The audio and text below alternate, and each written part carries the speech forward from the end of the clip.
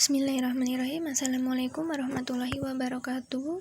Untuk seni budaya kelas 9, kita akan mempelajari bab baru, yaitu tentang seni patung.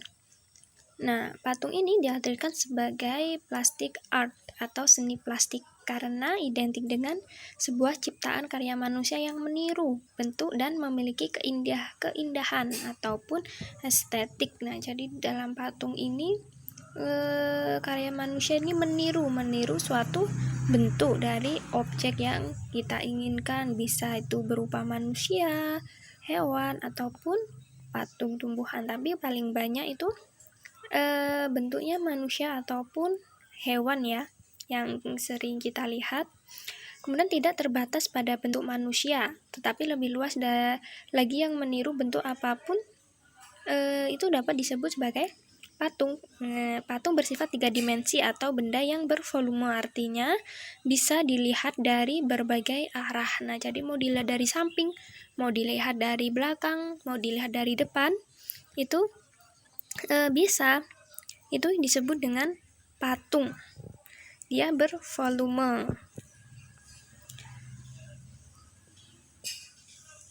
Kemudian tujuan dari seni patung itu secara umum berdasarkan pembuatannya, seni patung ada 3 macam, yaitu patung sebagai fungsi personal. Nah, maksudnya ini karena patung ini diciptakan semata-mata untuk kepentingan pribadi, sebagai ekspresi perasaan dan ungkapan pribadi, termasuk tujuan religi atau sarana beribadah. Kalau di zaman dulu, patung ini untuk beribadah,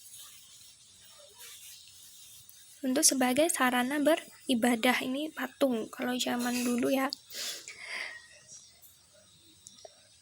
Kemudian patung sebagai fungsi sosial. Nah, fungsi sosial ini diciptakan untuk memperingati suatu peristiwa yang bersejarah atau mengenang jasa seseorang pahlawan besar dalam sebuah bangsa atau kelompok. Nah, dalam catatan sejarah ini misalnya patung untuk monumen. Nah, ini untuk fungsi sosial. Jadi kalau untuk fungsi personal ini bersifat pribadi ataupun biarpun itu kelompok, tapi itu bertujuannya untuk religi ataupun sarana ibadah, seperti yang kita lihat kalau zaman dulu ini patung-patung itu kan untuk beribadah. Kalau zaman sekarang ini mungkin seperti kalau di dalam tokoh Krishna, nah seperti itu kan patung-patung itu sebagai sarana ibadah gitu.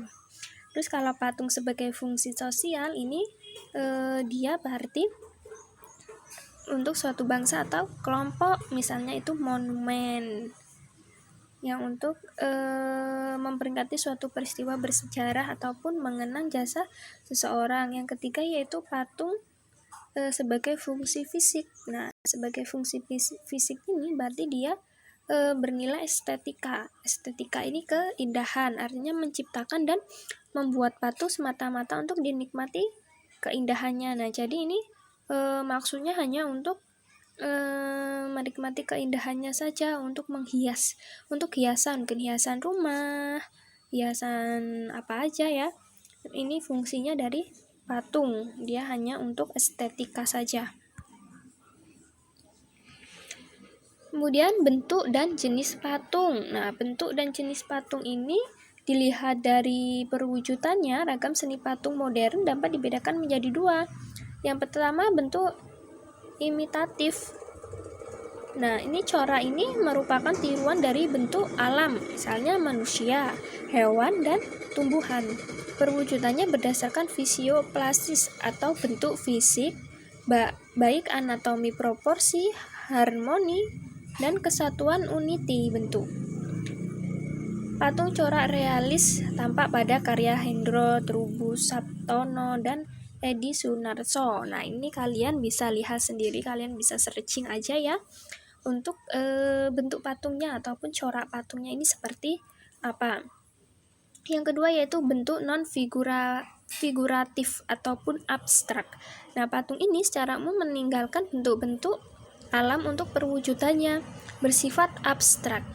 Nah, patung yang tidak menampilkan bentuk yang umum ini dikenal sebagai bentuk-bentuk yang ada di alam. Ia mengolah elemen rupa trimatra seperti garis, bidang, ruang, dan memperlakukan unsur-unsur rupa. Jadi di sini ada bentuk imitatif dan bentuk non-figuratif dari bentuk dan jenis patungnya.